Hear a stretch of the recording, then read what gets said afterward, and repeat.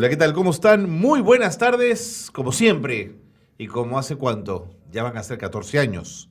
Bienvenidos y bienvenidas a Espacio de Gestión, el programa de radio de la Maestría en Gerencia Social de la Pontificia Universidad Católica del Perú.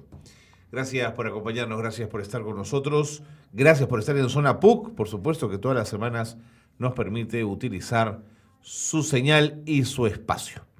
Nos metemos en los asuntos que tienen que ver con gerencia social y vamos a comenzar haciéndolo a partir de un emprendimiento social, de un esfuerzo social muy interesante que está intentando ligar los roles de un club de fútbol con teorías de inteligencia múltiples y que además está enfocado a personas de zonas urbanos marginales. Sergio Pinto es parte de este proyecto y está con nosotros para hablar de él, por supuesto. ¿Cómo está, Sergio? Bienvenido. Muy bien, encantado de estar aquí, Gracias por Carlos. estar con nosotros. Gracias por la invitación. El Club de Papel. ¿Cómo comienza esta aventura? Bueno, el Club de Papel es un emprendimiento, como bien has dicho, liderado por un grupo de personas que tenemos experiencia en el trabajo voluntario en zonas urbanas marginales. Entonces, nos juntamos con ese grupo de amigos y nos planteamos la oportunidad de hacer algo nuevo. ¿Sí? Como teníamos un contacto directo con la junta directiva de ciertas comunidades, de ciertos asentamientos, teníamos cercanía con los diagnósticos. Y de acuerdo a eso fuimos identificando que son escasas las oportunidades en las que los niños y las niñas tienen para explorar sus talentos, identificar más o menos cuáles son sus inteligencias.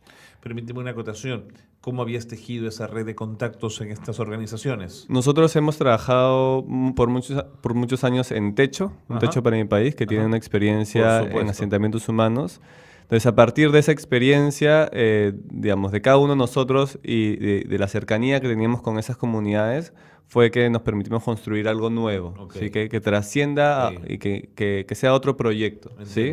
Se tejieron redes en ese momento con dirigentes comunales, con gente de barrio, digamos. Sí, por el trabajo muy ligado al liderazgo comunitario. De acuerdo. Sí, hay una junta directiva a nivel de Pamplona Alta, en San Juan de Miraflores, que nos permitió, a partir de eso, construir algo que se necesita. De acuerdo. Digamos, ¿no? Entonces, comenzamos a indagar un poco sobre teorías y nos encontramos con la teoría de Gardner, que planteó, digamos, que los seres humanos tenemos 8 tipos de inteligencias. ¿Sí? A partir de eso podemos ir profundizando o dominando alguna de ellas más que otras. ¿Sí? Y nos gustó plantear esto como una actividad recreativa, ¿sí? Porque se enfocaba en justamente que los niños y las niñas tengan espacios en los cuales puedan identificar, explorar sus talentos, identificar esas inteligencias dominantes. Entonces, la excusa de esto es el fútbol. ¿Sí? La actividad recreativa es el fútbol. Pero el fútbol está muy ligado a la actividad en sí, deportiva, y cada vez menos, pero está muy ligado a los hombres, ¿no? A los niños. Es verdad. Entonces nos gustó la idea. El va cambiando, pero está progresivamente y felizmente está cambiando, y justo aprovechando eso y aprovechando que lo planteamos el año pasado, justo en esa coyuntura mundialista y efervescencia a nivel de identidad también del fútbol, nos pareció interesante plantear una actividad recreativa que sea lo que genera el fútbol para vincular esto a los roles de los niños y las niñas, ligado a esa teoría de las inteligencias múltiples. Entonces, en concreto, lo que queremos generar es un club deportivo de fútbol en los cuales tanto cualquier niño y cualquier niña se puede vincular dependiendo de los roles y las inteligencias o talentos que tenga. Entiendo. Un ejemplo, si es que, por ejemplo, una niña tiene una inteligencia lingüística, probablemente no le gusta el fútbol y no quiere jugar, pero podría ser la narradora del partido. Me encanta. Una persona espacial puede ser fotógrafo, el corporal puede ser que juegue, y así sucesivamente se genera un proyecto inclusivo y que sobre todo no determine un mayor protagonismo a un rol más que otro. De acuerdo. Es la típica que en nuestros colegios, por ejemplo, cuando éramos niños, el que sabía más de matemática era el genio, ¿no? Seguro. Y el que sabía musical no era una inteligencia media rara, ¿no?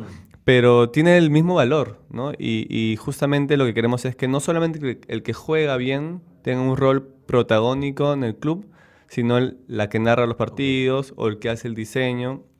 ¿Eliges el fútbol por el valor per se de este deporte, por lo impregnado que está en la gente? Porque pudiste haber escogido, no sé, una granja o algún otro espacio, digamos. El Gran Paraguas es una actividad recreativa que fomente justamente la exploración y la identificación de esos talentos. Pero podría ser tranquilamente que lleguemos a una comunidad que les gusta mucho el vóley y hacemos lo mismo con el vóley o con el teatro. De acuerdo. Y uno es el guionista, otro es el que Así actúa. Así es. Entonces es muy permeable también a lo que encontramos en la comunidad, ¿sí? Por ejemplo, en este caso estamos trabajando con la comunidad de Villa San Juan. Cuéntame. Que está ubicada en Pamplona Alta, la Nueva Rinconada, que es una zona que tiene cerca de 200 asentamientos humanos. Y Villa San Juan tiene 200 familias, ¿sí? Y ellos tienen una canchita de fútbol. Entonces, los pocos espacios públicos que tienen ahí giran en torno a lo que sucede en la cancha. Y nos pareció oportuno poder aprovechar lo que ya existe en la comunidad y más o menos que hay una dinámica generada ahí para potenciar lo que queremos trabajar, ¿no? Puntualmente con los niños y las niñas entre 9 a 13 años, ¿no? 9 a 13 años. ¿Por qué ese rango? Porque nos parece que es una etapa crucial en el crecimiento, en la formación de los chicos y porque además se puede trabajar con ellos, digamos, ¿no? Sí necesitamos una atención particular de nuestras actividades, por lo cual no podríamos trabajar con menores de esas edades y es en esa edad en la cual uno se va dando cuenta más o menos a qué se podría orientar o qué le gusta, qué seguridad le da esto, para que después se vuelva lo más vocacional, ¿no? Nosotros fuimos investigando y hay un gran porcentaje de los chicos que acaban en el colegio, identificado por el Minedu, por el CINEACE, que no saben qué cosa estudiar, ¿no? Seguramente es por múltiples factores. Lo entiendo perfectamente. Pero uno de ellos seguramente es que no saben en qué realmente son buenos. Y si lo saben, el entorno familiar y social les ha dicho y les ha presionado diciendo, por ahí eso no te da... aplanar, ¿no es cierto? No te va a dar tantos frutos, digamos, Claro, si dedicas a la música o al arte. Entonces, es justamente trabajar en esa seguridad también, en ese autoconcepto, autopercepción. Pero esos son absolutamente prejuicios. Totalmente. Digamos, porque chicos exitosos en la música seguramente lo sabrán más que en el derecho. Nosotros por eso justamente queremos trabajar tanto con las mamás y con los papás. Porque esos chicos son dependientes de ellos y porque también el buen trabajo que podemos generar con ellos tienen que involucrar a los actores más cercanos, pues, ¿no?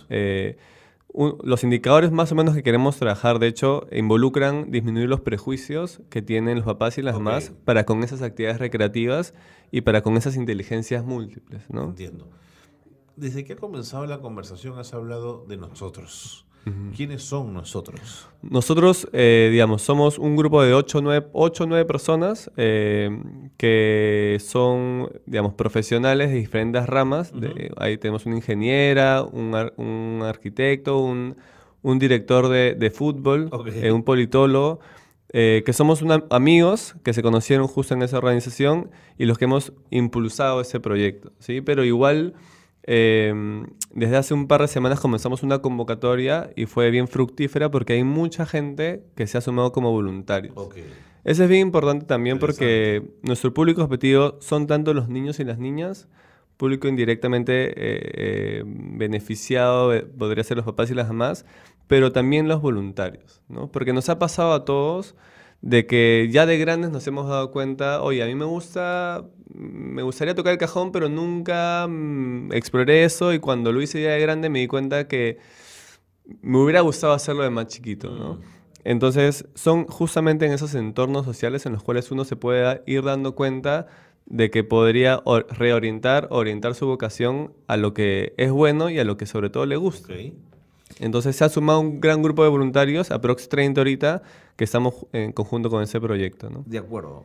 En esa misma línea, hasta para recibir voluntarios el programa tiene que estar diseñado o pensado para la presencia de estos voluntarios. Si no, puedes tener un montón de mano de obra, digamos, que está un poco expectante de cosas que quiere hacer y no hace. ¿Cómo has organizado el trabajo voluntario? Nosotros tenemos una propuesta de gestión del voluntariado que es desde la convocatoria, la inducción, ¿sí? Que es un poco entrar a este mundo del proyecto, de las inteligencias, una gestión per se, que podría ser desde los espacios de reunión digamos, operativos o los espacios también humanos. Hay como una capacitación para implementar esas actividades y también debería haber un cierre, ¿no? El proceso debería ser convocatoria, inserción, inducción gestión per se y el cierre para que haya un ciclo del voluntariado también, ¿no? Experiencia vivida en techo, seguramente, además. Digamos, Mucho del aprendizaje que estamos implementando es de la experiencia en techo. Definitivamente que gestiona una gran cantidad de personas, ¿no? ¿Por qué pensaron en el modelo de Gardner? Nos pareció interesante, ¿sí? que de alguna manera se valore las diferentes aptitudes, características de las personas y que para de acuerdo a eso plantear algo con un sustento, ¿sí? Desde lo que Gardner postuló a hoy en día han habido ciertas evoluciones seguro. Y que, por ejemplo, proponen que, claro, el cerebro no se ha dividido en 8, claro, sino que es algo más complementario, se va a ir fluyendo durante el tiempo de crecimiento de las personas y en ese sentido también somos permeables a lo que encontremos en la comunidad. Pero sí nos pareció interesante lo que postula Gardner y que todo ese proyecto se sustente en algo concreto, ¿no? En una teoría que nos permita darle un sustento. Un sentido, una racionalidad. Totalmente. ¿Sin esto sentirías que cogen? Sin esto sentiríamos buenas intenciones? Que sería un poco empírico, ¿no? Que sí está bueno de la experiencia que hemos visto, de lo que consideramos, de lo que hemos diagnosticado, pero siempre está bueno complementarlo con lo que está comprobado. Totalmente. Bueno, primero, ¿por qué le pusieron el club de papel? Bueno, lo que sucede es que la idea es que cada uno de esos niños y niñas asuman un rol dentro del club. Así es. En ese sentido, asumirían un papel dentro del club. Es papel por roles, exacto, digamos. Exacto. La idea es que sea un club y que sea el club de Villa San Juan, que sea comprendido por niños y niñas y cada uno asuma un papel dentro de ese club, ¿no? Oye, no te sorprenda que en el marco de la informalidad de los clubes de fútbol peruano, de pronto esto se convierte en un ejemplo de gestión deportiva, ¿no? Sería un poco lo idóneo, ¿no? Si logramos eso ya... De acuerdo. ¿Cuántos chicos has impactado hasta el momento y cuántos quieres impactar? Mira, el proyecto pretende trabajar con 40 niños y niñas, ¿sí? Para que sea un trabajo sostenido. Sin embargo, por ejemplo... No es un número muy grande, ¿no? Es un número bien acotado. Sí. Y sin embargo, la semana pasada que hemos ya comenzado a estar en la actividad per se en la comunidad, nos hemos encontrado que hay 80 niños que se han inscrito al proyecto. Porque fue algo bien llamativo, porque fue algo distinto, porque es algo lúdico. Sin embargo, no debe haber muchas cosas como esta también, digamos, ¿no? Y de hecho, nuestra primera actividad fue proyectar una película. Si llevamos una pantalla gigante, nos contactamos con una organización también que se llama Conviarte, que hace proyecciones de películas y proyectamos una película que se llama Escuela de Rock, que es una película que hace lo mismo. La conozco, es maravillosa. Hace lo mismo con la música, de acuerdo a un poco la orientación de los chicos.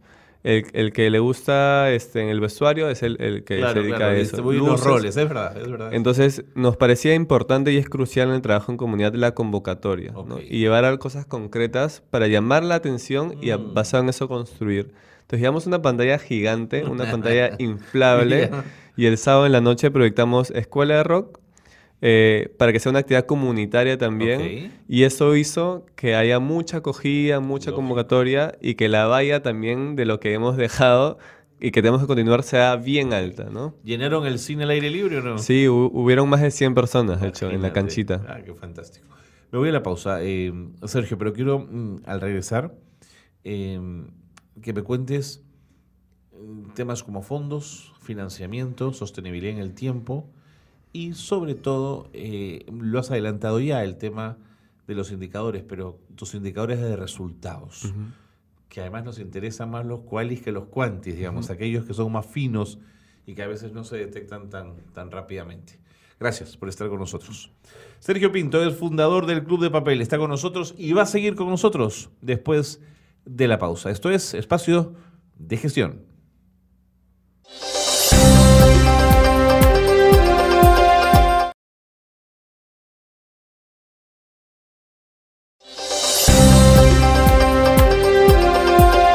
Seguimos en el programa, qué bueno que nos acompañan. ¿Conocen ustedes el Club de Papel? Bueno, el Club de Papel es fundado por Sergio Pinto y es un emprendimiento social que busca que a través de diferentes roles que asumen chicos y chicas en el marco de un club de fútbol, los niños y las niñas exploren sus talentos y sus intereses. Sergio, ¿de dónde sale la plata? A ver, la plata debería salir, o estamos buscando que salga de fondos concursables en un primer momento. Okay. Hemos estado postulando a un par de fondos que hemos ido... ¿AME1, tengo entendido? Postulamos a AME1 y postulamos a Liberando Ideas del BIT. ¿Y cómo le fue? Bueno, quedamos entre los finalistas y ahí nos faltó una cuota de... Ya. Pero sí nos dio el respaldo de que es una idea que tiene mucha proyección. Si está entre las 10 es porque algo ofrece. Entonces claro. nos pareció interesante llevarlo a la cancha, generar evidencia para que de acuerdo a eso también poder seguirlo vendiendo, ¿no? O buscando financiamiento para poder darle justamente la sostenibilidad a esto, ¿no? Entiendo. Eso por el tema de recursos económicos, ¿no? Y también nosotros estamos pensando en la sostenibilidad del proyecto en comunidad, que sí nos parece interesante poder vincular, ojalá en un mediano plazo o largo plazo, a actores locales, actores o sea, la municipalidad de San Juan de Miraflores, una empresa privada, miembro de la junta directiva, para hacer una mesa de cogestión, ¿no? Y que eso pueda permitir darle sostenibilidad y continuidad al proyecto, independientemente de que nosotros estemos trabajando ahí, ¿no? Es un poco el ideal a nivel de gestión, de sostenibilidad, más del trabajo en comunidad, ¿no? Ok, una pregunta un poco antipática. Si los roles que vamos a asumir tienen que ver con el fútbol, y el fútbol per se es un deporte que establece competencia, ¿qué va a pasar cuando el club crezca, los roles estén muy claros y no haya con quién competir? Nuestra idea es, y es por eso que hemos elegido a San Juan de Miraflores, que haya diferentes clubes, ¿no? En ese caso es el club de Villa San Juan, pero hay asentamientos colindantes que tienen las mismas características, entre otras cosas, y que podríamos trabajar haciendo el club de Girasoles, Okay. el club de Nueva Florida, y que el cierre un poco semestral sea algún tipo de competencia, ¿no? Que sea bien orientada, que sea... Por supuesto. Sí, pero es un poco la idea, ¿no? Que como te comentaba, en Pamplona Alta hay como alrededor de 200 asentamientos humanos. Entonces, hay un alto grado de replicabilidad del proyecto y en ese sentido se podría generar algún tipo de dinámica competitiva que también vaya alineado a lo que sucede en la realidad, ¿no? ¿Has podido explorar si en América Latina existen experiencias como esta? Sí, hay muchas experiencias similares, muy dirigidas hacia el fútbol en Colombia. En Colombia hay fútbol con corazón, hay un par de iniciativas similares. En Perú hay una organización que se llama Fútbol Más. Ninguna de ellas vincula el tema de inteligencias y trasciende tanto a otros tipos de roles que no sean el fútbol. Pero sí consideramos que hay aprendizajes que se pueden generar a partir de esas experiencias para que sea como una referencia de por dónde podríamos ir, ¿no?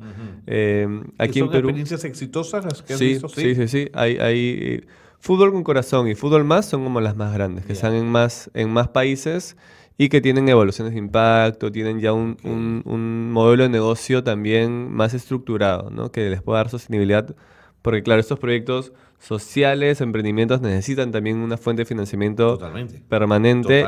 Y es una tarea pendiente encontrar la fórmula para conseguirlo, ¿no? Y no depender solamente de donantes, sino que sea algo... Autogestión. Exacto. Pero ¿cómo? ¿Dónde? La idea es que entiendo yo que debería haber un modelo de negocio dentro del mismo emprendimiento, ¿no? Que se genere, no sé si... se va perfilando a medida que va creciendo el proyecto. Exacto. Pero sí, hay iniciativas similares. No hemos encontrado una a la cual nos podamos comparar realmente porque es algo bien nuevo, pero sí hay aprendizajes que podemos tener, ¿no? Y por ejemplo, la iniciativa de Sinfonía por el Perú, que trabaja de una manera con el arte y la música, con niños. También a nivel de justo lo que comentamos, indicadores, nos sirve para ir viendo un poco el horizonte, ¿no? Y qué podríamos intencionar y qué podríamos recoger y cuáles son los impactos indirectos de ese trabajo. De acuerdo. ¿Cómo vas a medir tu impacto? ¿Cómo son tus indicadores? La idea es que nosotros tengamos beneficios a nivel de autoestima, de autopercepción también, de seguridad en sí mismos, de disminuir las expresiones de agresividad verbales y físicas, como también disminuir los prejuicios que tienen los papás y las mamás, ¿no? Entonces la idea es hacer una línea de base con los chicos con los cuales estamos trabajando, dar un monitoreo, un poco de esos indicadores que son muy cualitativos, Así digamos. Es difícil de medir, ¿eh? Y un poco Sinfonía por el Perú lo ha hecho. Okay. Entonces, a partir de ese aprendizaje también, de esa experiencia, vamos sacando un poco qué podríamos ir identificando, ¿no? Y también evidenciar qué cosa no hemos, o qué cosas no hemos calculado que que íbamos a impactar y nos damos cuenta en el camino que sí, ¿no?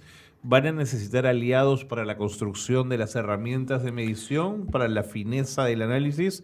¿O crees que tu equipo puede dotarse de esto que necesita? Nosotros desde el inicio, desde el proyecto y desde que también comenzamos a postular los fondos concursables, y es una experiencia que hemos aprendido también en nuestro trabajo en organizaciones sociales, es buscar aliados, expertos de nuestros contactos que nos puedan ayudar o permitir construir cosas de una calidad idónea, ¿no? Desde el inicio que postulamos, por ejemplo, a un par de proyectos, lo validamos con universidades o profesores o amigos expertos u otras organizaciones. Entonces, esa idea de trabajo en red es algo que sí, digamos, sí es parte de nuestra cultura y sí lo vemos como necesario para trabajar un proyecto de calidad, ¿no? Ok. Tú me dices que tiene capacidad de replicabilidad en Pamplona. Evidentemente hay 200 asentamientos humanos, entonces, ¿cómo no? Pero ¿te lo imaginas con un abordaje intercultural entrando a zonas andinas, a zonas de selva? ¿Lo ves posible, Sergio?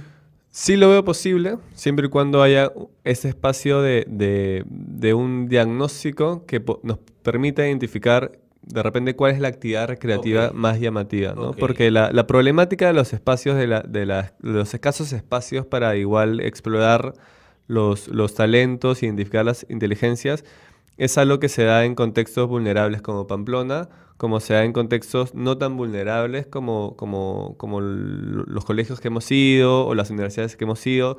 No es una temática que se restringe a personas que viven en situación de pobreza necesariamente, ¿no? Sino es también un tema más del sistema educativo. Y en ese sentido se puede replicar o se puede validar en otras zonas que no sea Lima o que no sea Pamplona, que sea más el Perú, ¿no? A nivel nacional. ¿Cuánto cuesta este proyecto en números? Para aplicarlo con 40 niños y niñas y con sus papás en 6 meses, aprox son 15.000, 20.000 soles. No me parece tanto.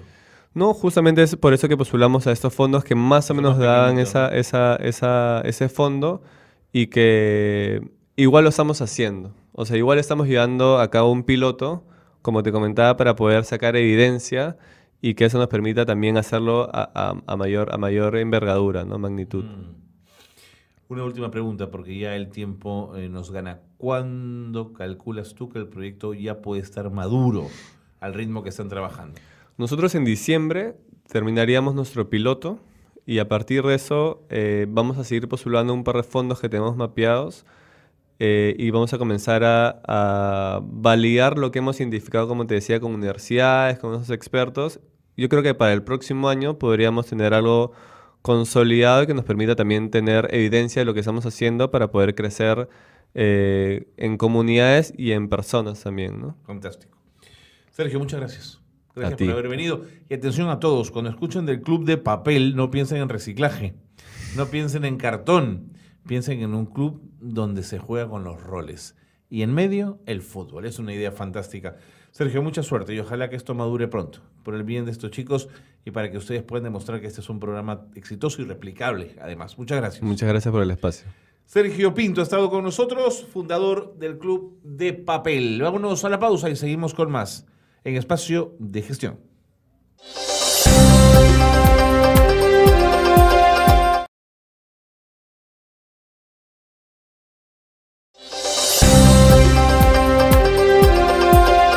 Seguimos en Espacio de Gestión, el programa de radio de la Maestría en Gerencia Social de la Pontificia Universidad Católica del Perú. Vamos a dejar atrás ese emprendimiento social del que hemos hablado hace un instante, ligado al mundo del fútbol, que ha sido muy interesante, para meternos en otro que mira, voy a decir algo un poco arriesgado, pero que mira probablemente a la población menos interesada. Quiero decir, a la que la gente le interesa menos, se ocupa menos de ella. para muchísima gente, si pudiese levantar la alfombra y poner a las personas privadas de su libertad allí, no pasaría nada. Y más si son jóvenes, incluso jóvenes que delinquen y que a mucha gente le hacen la vida cotidiana muy complicada. Y entonces, claro, se generan unos odios y unas rabias que el proyecto Vía Código ha dicho un momentito, las cosas no son tan blanco y negro, aquí hay chicos que hay que valorar, que hay que mirar con cuidado, no todos son parte de una gran bolsa, no todos son iguales. Vía Código está intentando abordar el desafío de la reinserción social y la inserción laboral de adolescentes institucionalizados, inicialmente de aquellos recluidos en centros juveniles de diagnóstico y rehabilitación de Lima. Menudo proyecto. Mari Carmen Torres forma parte de Vía Código. Yo quiero agradecerle muchísimo que nos acompañe. No, bienvenida. Gracias a ustedes. Gracias sí. por estar con nosotros. Sí, gracias. A ver, ¿exagero cuando digo que es probablemente una población que a nadie le interesa?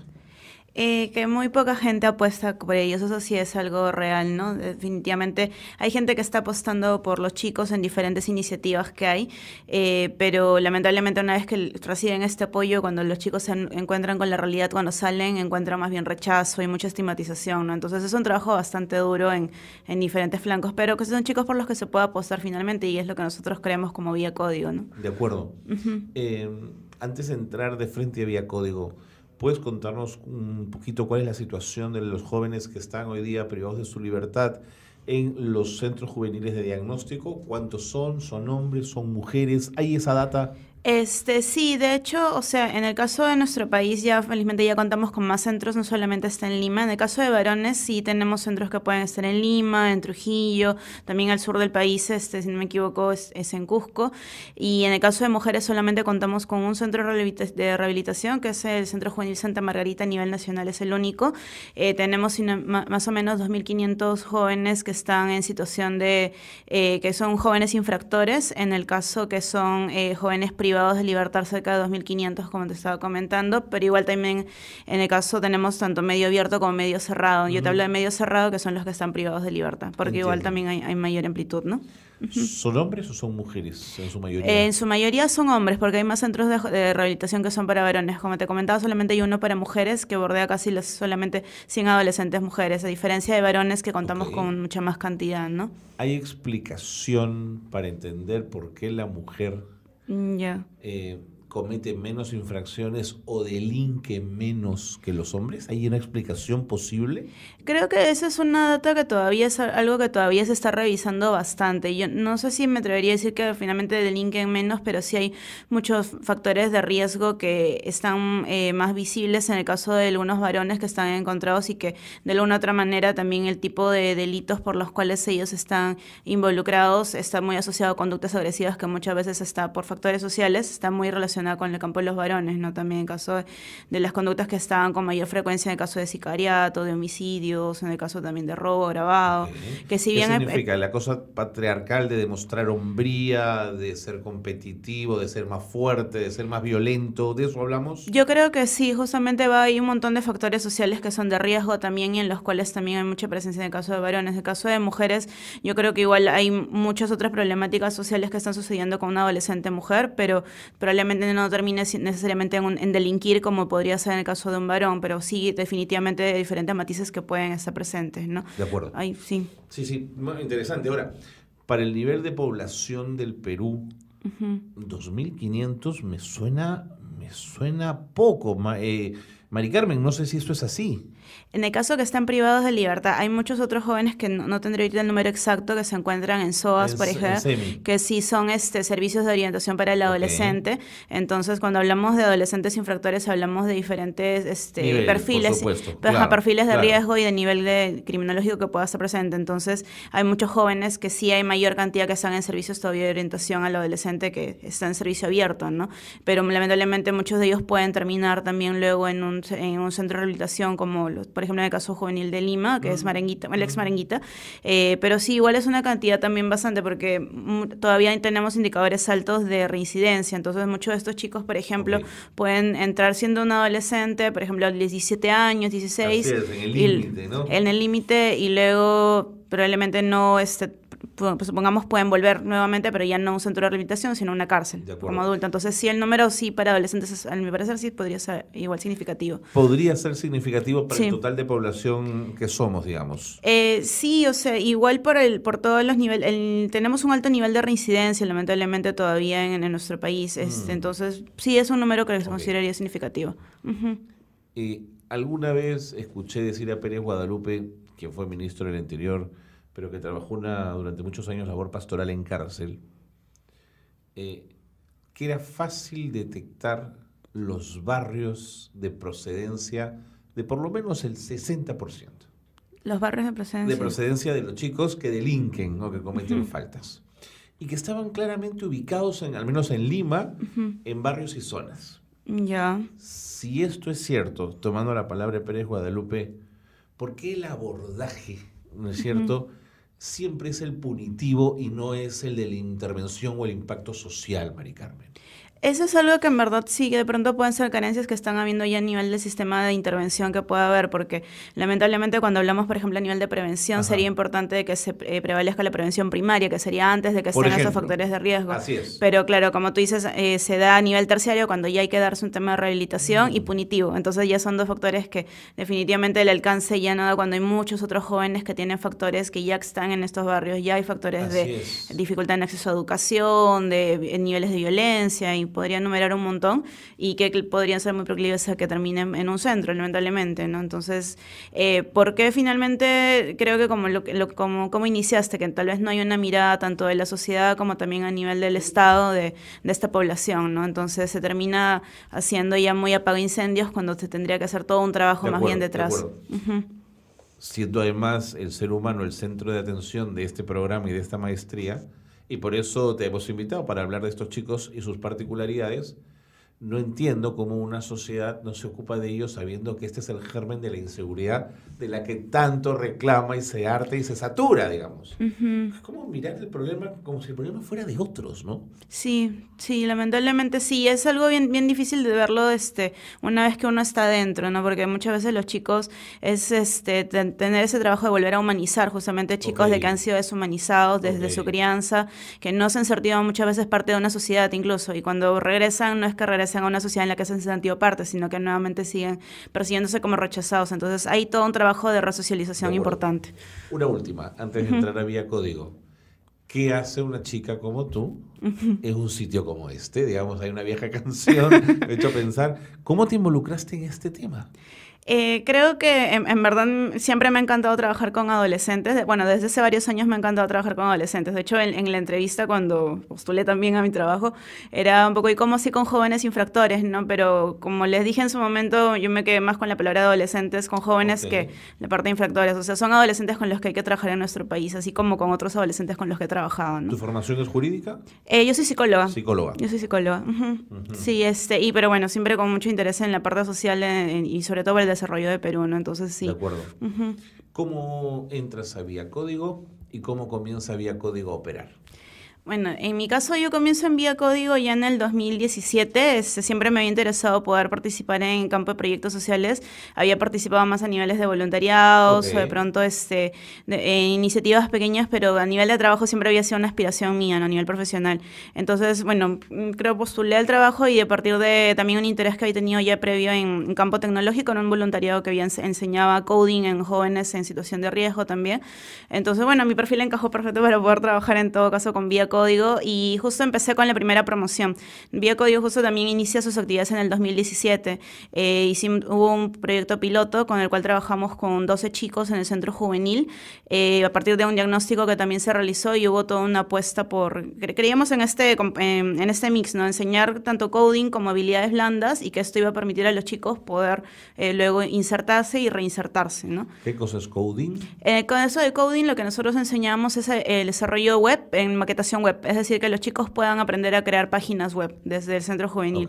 Entonces, que es algo que en el sector tecnológico ahorita tiene bastante demanda, que todavía en nuestro país también se necesitan más perfiles y queríamos apostar porque ellos tengan una enseñanza de calidad, ¿no? Y también el desarrollo de habilidades blandas. Entonces, Vía Código se ocupa de trabajar con estos adolescentes infractores, fortaleciendo sus capacidades para que sepan códigos de internet, empaquetadura de internet, hacer páginas web. Hacer páginas web, sí. Básicamente lo que es maquetación, que justamente es la parte inicial, se puede decir, y ya los que estén más interesados pueden seguir viendo ya lenguajes de programación más avanzados. Sí, porque si no se quedan un poquito ahí, si no saben códigos, ¿no? Si no saben un poco de programación, quiero decir. Claro, o sea, por ejemplo, ellos, lo que vimos justo en el piloto fue todo un año, entonces también tuvieron un poco de JavaScript, que es un lenguaje de programación. Seguro. Sí, entonces, pero luego empezamos a ver que era importante tal vez reducir un poco el tiempo para ver un poquito más que los chicos que están interesados y luego también se sigan formando, ¿no? Entonces sí. En el caso de muchos de ellos, su secundaria no está completa. No, sí, efectivamente. ¿Cómo calza enseñar algo que tiene estas variables con una no secundaria completa? De hecho, o sea, los chicos van culminando su secundaria en el centro juvenil. Entonces, muchas veces teníamos chicos que en la mañana estaban con nosotros y luego en la tarde se iban al colegio. Okay. Entonces, han ido empalmando con esa parte y de hecho lo que fue bastante genial y fue algo que estuvimos conociendo fue que la programación, y además de habilidades blandas, pero netamente programación, desarrolla tu pensamiento lógico y eso justamente es a nivel cognitivo, te genera una gran base y también justamente fortalece, hay toda una estimulación cognitiva también con la programación, ¿no? Que apela o que estimula que una racionalidad, sí. No sé, mirar con cuidado las cosas antes de hacerlas, digamos, para que impacten su vida, que por ahí va mi pregunta, ¿no? Sí, o sea, el nivel de pensamiento lógico creo que lo agarraría en dos niveles. Uno, que cuando tú tienes un problema lo puedes analizar de otra forma para poder resolverlo. Me gusta. Y luego lo que va de la mano también es en tu toma de decisiones, finalmente. Entonces, eso ayuda en diferentes niveles. Uno, que te estimula y con eso ya vas desarrollando más habilidades. Casi de forma inconsciente.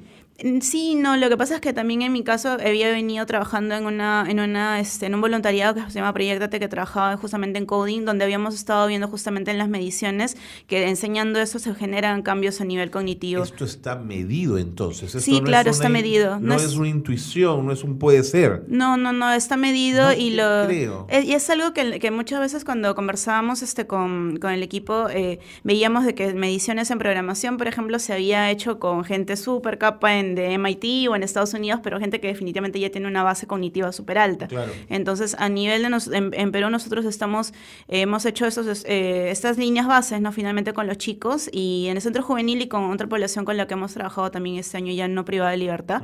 Y estamos haciendo estas mediciones justamente para ver que efectivamente con un tiempo de enseñanza en cursos digitales, en este caso de programación, hay una estimulación cognitiva y hay un cambio al final, un pre y post, ¿no?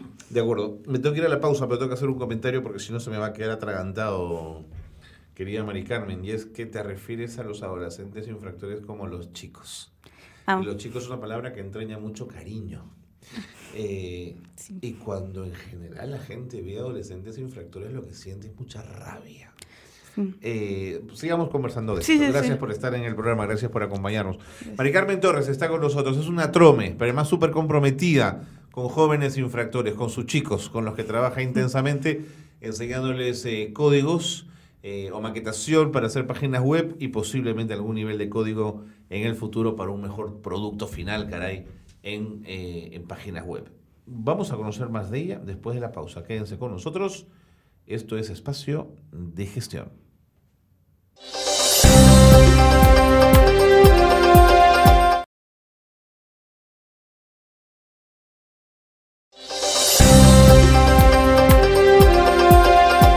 Seguimos en el programa, qué bueno que están con nosotros. Mari Carmen Torres está con nosotros, ella es coordinadora de Vía Código.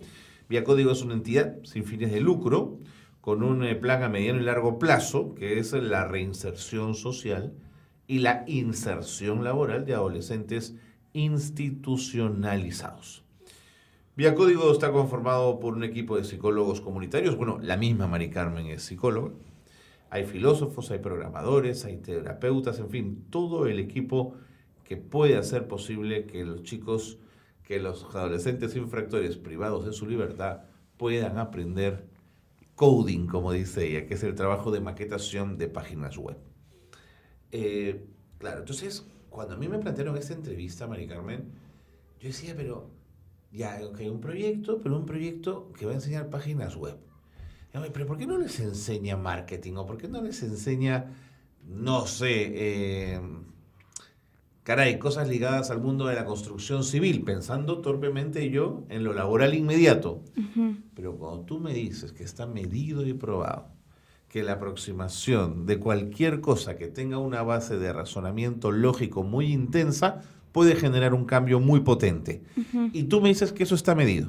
Sí, sí lo hemos medido. Aparte, que eso va de la mano con tenemos un trabajo también bastante, es permanente y bastante intenso también en el desarrollo de habilidades blandas. Es decir, los chicos desarrollan, por ejemplo, si son 4 días a la semana que tenían sus clases, 3 días por semana en caso de enseñanza de coding y un día a la semana talleres grupales y además acompañamiento individual que teníamos. Entonces la idea es poder abordar esto y que los chicos no solamente salgan con el conocimiento técnico, sino también poco a poco vayan trabajando en habilidades que son importantes para que luego ellos sepan trabajar en un equipo cuando salgan, puedan lidiar con un jefe, lidiar con situaciones que uno se enfrenta en un ambiente laboral, ¿no? Sí. ¿Cómo ligo la post-institucionalización de estos chicos que han llevado este taller, este esfuerzo y el espacio fuera? ¿Cómo hacen? ¿Cómo lo aplican? ¿Cómo lo usan? De hecho, por ejemplo, ahorita tenemos algunos chicos que todavía no han salido, pero que están trabajando. Han tenido 2 momentos. Han estado trabajando desde dentro y ahorita hay una medida en la que tiene el Centro Juvenil que tenemos diferentes programas y el programa más avanzado tienen posibilidad de salir ya a la calle. Entonces salen y vuelven a entrar al centro. Es decir, es como si salieran al colegio y luego regresan. Entonces tenemos a 4 chicos que, por ejemplo, están saliendo ya hoy por hoy también a la calle. Tenemos un espacio en el cual ellos van a trabajar, van a desarrollar páginas web, algunos trabajos que tienen con clientes y luego regresan. Entonces ahí les estamos dando el acompañamiento para ver justamente cómo es su proceso de ir insertándose, en poder lidiar con un jefe de proyecto, poder ir... ¿Qué has visto a ese nivel? A ese nivel, lo que creo que los chicos igual han tenido, lo primero es de que ir trabajando y afinando ya más las capacidades comunicativas que van teniendo para poder aprender a trabajar más en equipo. Porque una cosa es tener a mi compañero en el centro y otra cosa es tener a mi compañero como compañero de trabajo y tener un proyecto en la mano. Básicamente creo que eso sería un poco de estas cosas, ir aprendiendo más bien a nuevas cosas que son el tema de manejo de sus dineros, el tema de manejo de sus propios horarios para organizarse, ser un poco más autónomos, o sea, diferentes habilidades que son más personales, pero que vamos viendo su acompañamiento ahí. Y en el caso de chicos que han salido y, por ejemplo, que terminó el proyecto y ellos ya han salido, al inicio sí les hemos dado un monitoreo y orientación en algunos cursos para que ellos sigan capacitándose fuera. En el caso de algunos que quieren han postulado también a universidades uno tenemos que estar estudiando dos ingeniería de sistemas que ingresaron en sus diferentes localidades a las que ya han ido también, ¿no? Porque la idea es de que esto sea como una formación para ellos que les permita justo que cuando ellos retomen sus metas o empiecen a construir sus metas que han tenido para futuro, las puedan ir asimilando. Y bueno, un tema de acompañamiento, monitoreo luego pose el proyecto, ¿no? Entonces que ya desde llamadas por teléfono, de pronto videollamada o etc., porque no todos se encuentran en Lima también. Presumo entonces que un joven infractor que ha llevado esta experiencia en Vía Código, el taller y esos aprendizajes, que sale afuera, la redundancia, que sale del espacio institucionalizado durante el día a trabajar y regresa, su experiencia, si es positiva, también debe impregnar al resto dentro de la institución. Esperamos que sí, o sea, en el centro juvenil te refieres. O sea, sí, de hecho la idea justo es de que ellos también puedan ser referentes para otros compañeros. Lo que sucedía al inicio también es de que, como era la primera vez que se realizaba esto en el centro, entonces llamaba mucho la atención de los chicos, ¿no? Entonces, claro, además es un lenguaje muy de adolescentes, la computadora, qué sé yo, ¿no? Sí, exacto. Entonces, sí servía de referente y había muchos otros que para la segunda promoción, desde el inicio, meses antes nos decían, yo quiero participar, yo también quiero estar en eso. Entonces, y ellos veían de que, por ejemplo, como te decía, hay diferentes programas, teníamos chicos que por su propio desenvolvimiento también en la primera promoción estaban en un programa 3 y luego al finalizar ya habían progresado hasta un programa 4 porque su desenvolvimiento mostró mejoras, ¿no? De acuerdo. Mari Carmen, permíteme una pregunta antipática. Hay alguien que nos está escuchando y podría pensar, yo no tengo capacidad para que mi hijo o mi hija estudie ni siquiera un taller para hacer páginas web. Y a estos chicos que han quebrantado, que son infractores, se les están dando una oportunidad que yo no tengo. ¿Cómo se resuelve ese conflicto?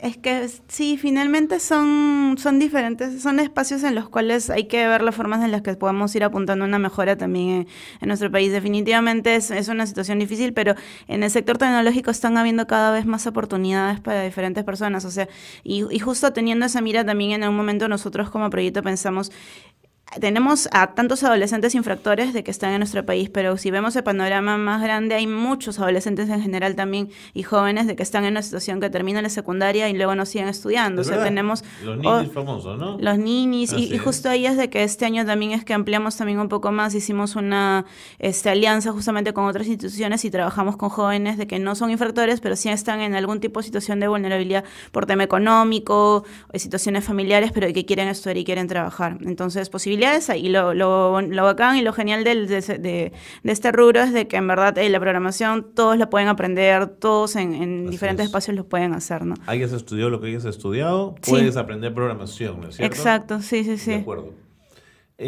¿Cuántos chicos han pasado por Vía Código? 24. Ya en el caso del Centro Juvenil 24 y en el caso con la Alianza Forge tuvimos 80 jóvenes. ¿Cómo reaccionó el Centro Juvenil a la propuesta inicialmente? ¿Le costó entenderla o rápidamente compró? Al inicio, o sea, les agradó bastante la idea y sí lo aceptaron, pero igual teníamos que ver finalmente si había todas esas dudas. Los chicos van a aguantar, esto tal vez puede ser un nivel muy alto, un año es bastante largo, tal vez los chicos tienen que hacer tiempo más corto, no van a poder lidiar con tanto tiempo. Pero, digamos, esos son detalles que se van acomodando en general, pero sí hubo aceptación de la idea. Claro, sí hubo aceptación. De la idea sí hubo la aceptación. Hubo las dudas porque finalmente era una propuesta diferente. Usualmente los talleres en el centro son de 3 meses, 4 meses. Entonces era como que hasta el doble del tiempo, más tiempo, entonces pero creo que son dudas válidas, ¿no? Ante una nueva propuesta, pero después de la primera promoción y viendo los cambios, todo en verdad hubo bastante aceptación y bastante, creo que reconocimiento también de parte de todos, ¿no? ¿Cuánto cuesta anualmente Vía Código? No tengo muy el dato exacto. El dato exacto yo no lo tendría, sí. Lo que te quiero preguntar es caro el proyecto.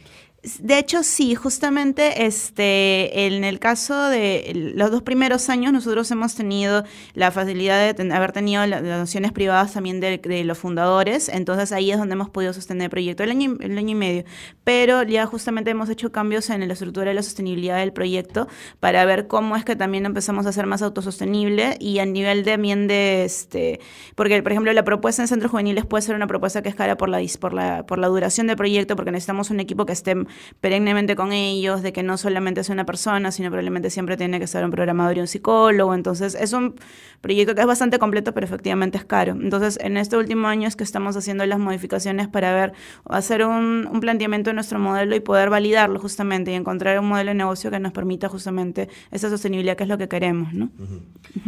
De estos 24 chicos que ya han pasado por la experiencia de Vía Código, ¿hay alguno cuya vida ha sido transformada? O sea, que tú puedas decir gracias a Vía Código. Siempre las cosas nunca ocurren por una razón, siempre son multicausales, pero estuvimos allí y fortalecimos a este chico y le cambiamos la vida. ¿Tienes alguna experiencia en ese sentido? Justo dicho el pronto y se me han venido varias caritas a la mente, pero sí, o sea, por ejemplo, tenemos a uno de los chicos, le cambio el nombre, Alexis, sí, pero no puedo decir sus nombres, pero sí, que finalmente cuando estuvo desde que lo conocimos, entró enganchado mucho con la parte de programación porque le gustaba. Justo, y como dato es que algo curioso es de que nosotros cuando nos dicen a los chicos para postular, decíamos, sí, a los chicos que decían que los cabineros, que los que metidos en videojuegos, y a ellos que les interesa siempre la tecnología, claro, mándenlos, ¿no?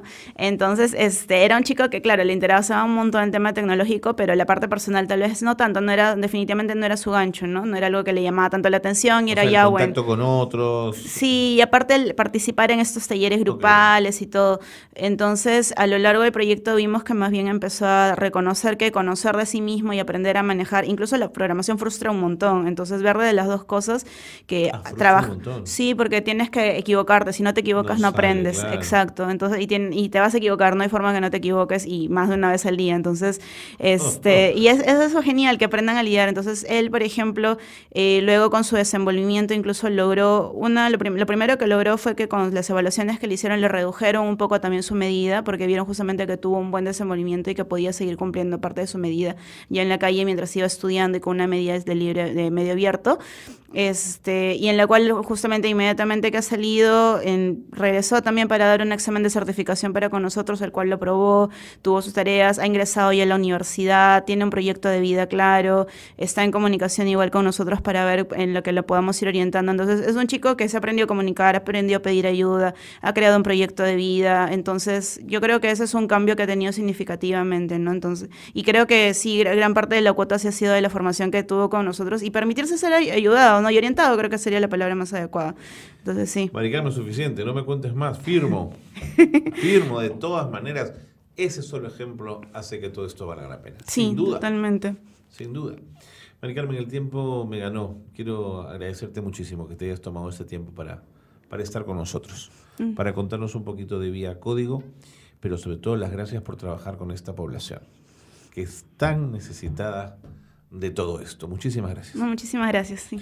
Bueno, con Mari Carmen Torres nos tenemos que despedir ya. Síganla, una psicóloga estupenda. Sigan Vía Código también, van a ver ustedes cómo les va a interesar un proyecto tan bonito y tan intenso como este. Como intenso es el final de este programa. Nos tenemos que ir. Gracias por habernos acompañado.